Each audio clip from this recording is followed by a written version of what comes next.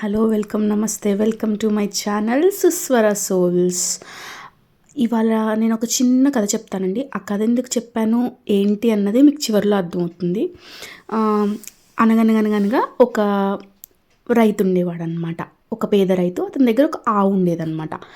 ఆవు ఇస్తున్న పాలు తీసుకొని నిత్యం శివాలయానికి వెళ్ళి శివుడికి అభిషేకం చేసి వచ్చేసేవాడు. తనకి పూజలు చేయటం అవేమీ రావన్నమాట.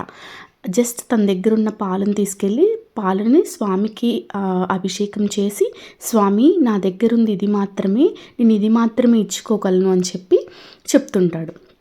ఇలా అతను చేస్తుండగా ఒకరోజు ఆ గుళ్ళో ఉన్న పూజారి చూస్తాడనమాట.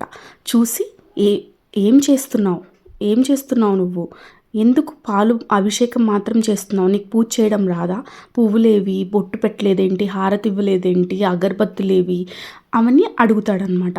స్వామి నా దగ్గర అవన్నీ తీసుకోవడానికి సొమ్ము నా దగ్గర లేదు, కాబట్టి నా దగ్గర ఏదైతే ఉందో ఆ ఆవు పాలను మాత్రమే అభిషేకం చేస్తున్నానని చెప్తాడు ఈ రైతు. అది విన్న పూజారి ఏమంటాడంటే, ఇలా చేస్తే దేవుడు పూజను యాక్సెప్ట్ చేయడు, నువ్వు ఇలా చేస్తున్నావు, ఇలా చేయడం కరెక్ట్ కాదు, పూజా విధానం అంటూ ఒకటి ఉంటుంది, ఆ విధానం ఫాలో అయితేనే దేవుడు అవన్నీ మన దగ్గర నుంచి స్వీకరిస్తాడు, లేకపోతే స్వీకరించడు, నిన్ను శిక్షిస్తాడు అని చెప్పి హేళనగా మాట్లాడతాడనమాట.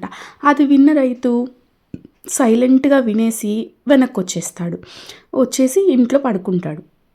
సేమ్ బ్రాహ్మణుడు కూడా, తన పూజారి కూడా ఇంటికి వెళ్ళి నిద్రపోతాడనమాట.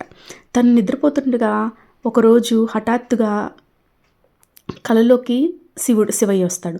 శివయ్య అంటాడు, పూజారి నాకు ఆవు పాలు ప్రసాదంగా ముట్టినవి అని చెప్తాడనమాట. వెంటనే ఉలిక్కిపడి లేస్తాడు ఆ పూజారి. లేచి తెల్లవారుజామున రైతు కోసం వేచి ఉంటాడు. రైతు అక్కడికి రాడు. ఎందుకంటే పూజారి అవహేళన చేశాడు కదా, వెళ్ళాలా వద్దా అని సంశయిస్తూ ఉంటాడనమాట. అయినా సరే వెళ్దామని చెప్పి అప్పుడే తీసుకొని వస్తూ ఉంటాడు. అది చూసిన పూజారి రైతుకు ఎదురుగా వెళ్ళి కాళ్ళ మీద పడి క్షమించమని కోరుతాడనమాట. ఏంటి పూజారి గారు, ఏంటి స్వామిలోరు మీరేంటి నా కాళ్ళ మీద పడ్డం ఏంటి, మీరు ఇలా చేయడం ఏంటి స్వామి అని చెప్పి అడుగుతాడు ఈ రైతు. పూజారి అంటాడు, నన్ను క్షమించండి, నేను ఎంతో తప్పు చేశాను, పూజా విధానం కరెక్ట్గా ఉండాలని చెప్పాను, కానీ నిన్న రాత్రి ఇలా స్వామివారు నా కల్లోకి వచ్చి నా కళ్ళు తెరిపించారు. పూజ చేసేది ఏ మనసుతో చేస్తున్నాము, ఏ ఉద్దేశంతో చేస్తున్నాము, ఎంత కల్మషం లేకుండా చేస్తున్నామన్నదే ముఖ్యం, కానీ అవి తెచ్చామా ఇవి తెచ్చామా, అవి పెట్టామా, 16 రకాల వంటకాలు స్వామివారికి ప్రసాదంగా పెట్టామా లేదా అన్నది ముఖ్యం కాదు అని చెప్పి పూజారి వివరిస్తాడు. అది విన్న రైతు ఆనందపడి తన దగ్గరున్న పాలను తీసుకొని వెళ్ళి శివుడికి అభిషేకిస్తాడనమాట. ఇది కథ. ఈ కథ నుంచి మీరేం తెలుసుకున్నారు?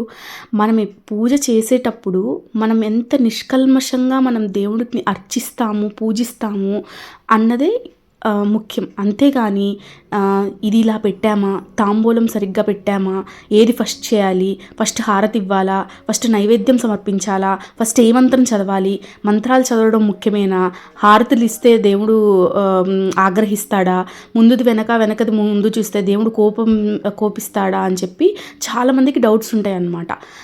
ఎప్పుడైనా సరే నిస్వార్థమైన మనసుతో దేవుణ్ణి పూజిస్తే దేవుడేమన్నా మనిషా అండి మనల్ని శిక్షించడానికి? దేవుడు ఆయన మనల్ని శిక్షించడు, మనల్ని ఆశీర్వదిస్తాడు.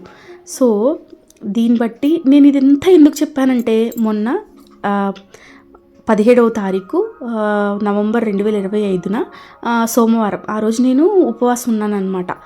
పూజ చేసుకుంటూ ఉన్నాను, తులసి చెట్టు మీద ముందు కూర్చొని తులసీదేవికి పూజ చేసుకుంటూ, ముగ్గేసుకుని పూజ చేసుకుంటూ ఉన్నాను. అది ఉన్నప్పుడు సడన్గా నాకు మైండ్లో ఒకటి తిరుగుతూ ఉందన్నమాట. ఏంటంటే, ఒకరోజు ఒక వ్యక్తి మా ఇంటికి వచ్చినప్పుడు ఆ వ్యక్తి వివరిస్తున్నాడు, పలానా వ్యక్తి పూజ చేస్తున్నారు, ఏం పూజ అది, నైవేద్యం కింద ఆకు పెట్టలేదు, నైవేద్యం కింద ఒక ఒకటి మనం ఉట్టిగా మనం తినేటప్పుడు ప్లేట్లో తింటామా, నేల మీద తింటామా? భగవంతుడికి అర్పించేటప్పుడు కూడా మనం ప్లేట్లో పెట్టాలి కదా. జస్ట్ అగరబత్తులు అంటించేసి హారతి ఇచ్చేస్తే పూజ అయిపోతుందా? అది మమ అనిపించుకున్నట్టు కాదా? అది పూజ ఎలా అవుతుంది అని అడిగారనమాట. అది అలా నా మనసులో అలాగే ఉండిపోయింది. అంటే నేను చేసేటప్పుడు నేను పూజ కరెక్ట్గా చేస్తున్నానా లేదా అన్న భావన నా మనసులోకి వచ్చిందనమాట.